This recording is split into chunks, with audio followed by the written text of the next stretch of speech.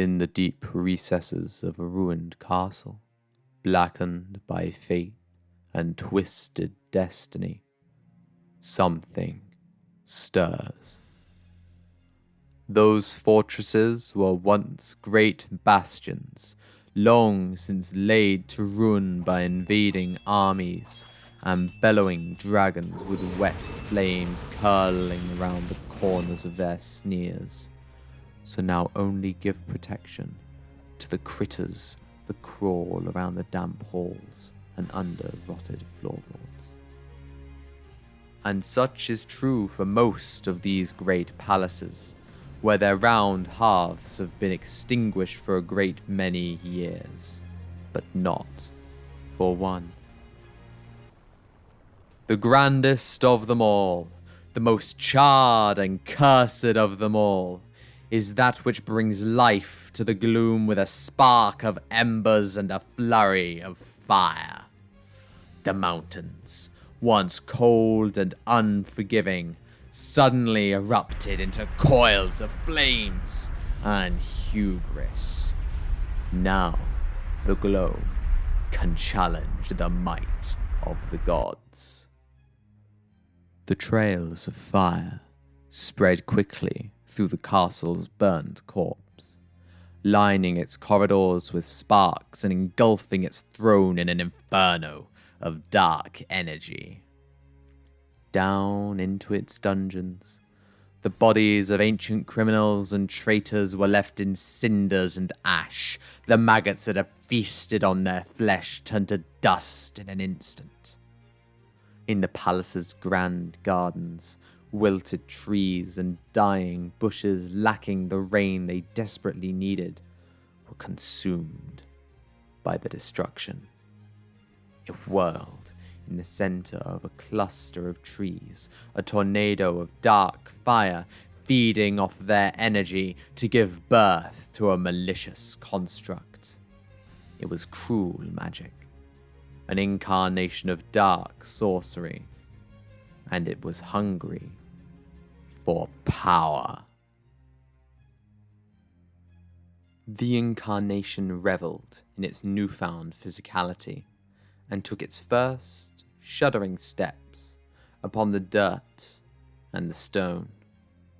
It left pools of black ash where it walked, and yet it did not falter, uncaring as the burgeoning flames wrapped around it in a coat, feeding it with brutal desires.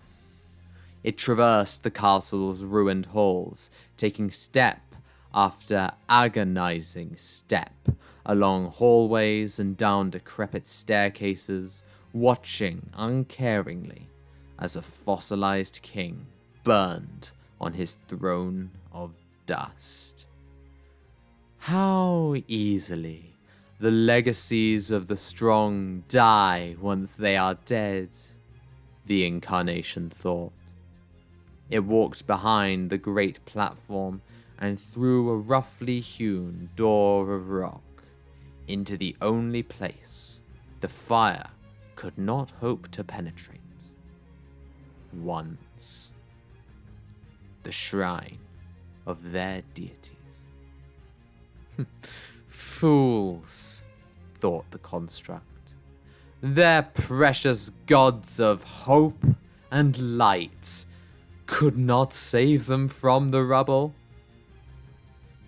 With a physical form, the brutal flames cut into the shrine with ease and set it alight with a malignant cackle, claiming it for itself. Consolidated in its grave power, the incarnation set about amassing an army. Wherever the fire spread, it would grant a new lease on life to the cadavers it touched, invigorating them with hate and agony. This process became known as effervescence, the radiance of light being shed from a mortal soul, for all traces of goodwill and mercy were burned away in favor of doom, desire, and hatred. One by one, Soldiers once more took up their arms, unfeeling and uncaring for any past lives they may have had. Their swords crackled with death-dealing fire, and their charred skin erupted in cloaks of deep flame. The dead walked throughout the castle and its city, recruiting any corpses they happened across, causing the whole bastion to crackle and glow within the light of the gloom. As soon as the incarnation felt that it would not be disturbed, for the massing forces within the palace gave it security, it took the throne in its grave claws, using it as an anchor to the old nation that burned in dragon fire. The construct spread a treacherous spark within each of the other fortresses, igniting their fallen and granting it control over their commanders. As it did so, the bones of the king in his throne began to crack and melt, and his armor burst into black color. Shaking steps on the floor of the throne room. A pair of unyielding eyes, the glare of a lord from hell manifested in its cracked skull, and its claymore erupt in a cloak of inferno. He stood 8, 9 feet tall, surveying what was once his empire with a hint of sadness in his face. And then he forgot all but his command, his superiority, and learned an allegiance to the flame. It was his kinship, his birthright, and it instilled Kronos with the power to rule all. Meanwhile, the other bastions burst to life as well. The misty keeps of old now ignited in rippling flares, and the dead walked again. Old Theseus stood, his crown of gold melting into his helmet and being replaced by a circlet of flames. Mnestheus' skin agonizingly bloated against his thick plates, never again to be removed. Chiron awoke to find his feet missing, replaced by the hooves of his trusted steed, though now encircled in fire and wreaths of death. Kekrops' sword drew fire from the air itself, so great was the old king's rage at his country's demise. Within the hall of great Pericles, a pair of adventurers were scavenging for loot. Fear washed over them for only a second before the Judge King struck them down, adding their hopeless souls to his army of blood and fire.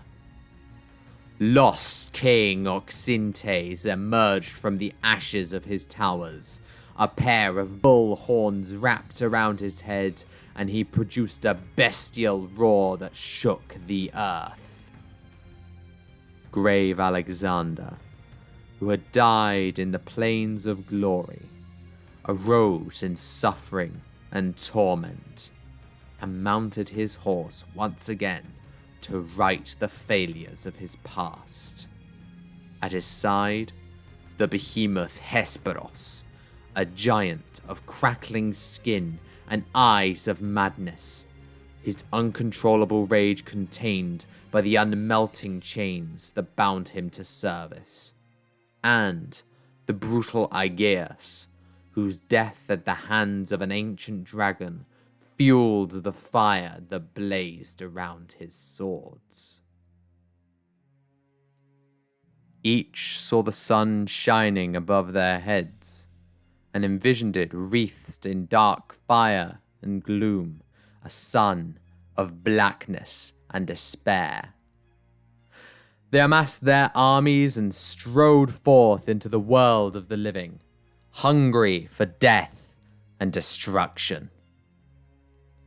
In their many encounters with those nations that had once doomed them to ash, they would strike down their mortal quarries with restless blades, uncaring if they were cut and left to combust in fire, or if they strode on for another battle. There are no brave lions or cowardly dogs amongst the flames, only bodies, who then would rise against their complacent cities and hunt in the legions of the damned. Those who escaped the hungry fires would be stalked and cut down by the hellhounds that followed in the wake of the damnable armies, hunting dogs bred for war, now blackened and covered in embers. It mattered not if they were being attacked or were attacking, for the fires would have no mercy. As the black sun set over a smouldering world, the incarnation of gloom looked upon the glow of all it had created, and it was good.